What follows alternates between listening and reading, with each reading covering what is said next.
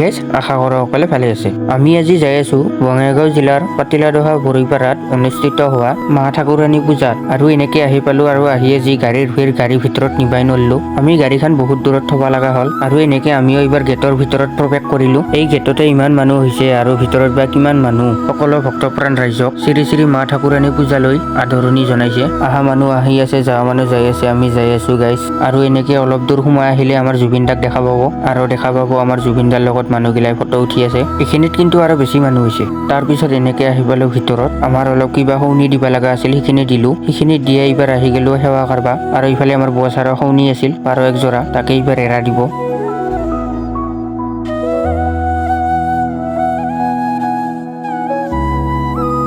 তো দিনবোৰ যাতে ভালে কুশলে যায় তাকে ঠাকুৰাণী মাৰ ওচৰত প্ৰাৰ্থনা, আৰু আপোনালোকৰো যাতে ভালে ভালে যায়। এইবাৰ প্ৰসাদ খাবা সময় হ'ল, বাটা চাহ দৈ ল'ব আৰু। তো আজিলৈ বাই, লগ পাম নেক্সট ভিডিঅ'ত।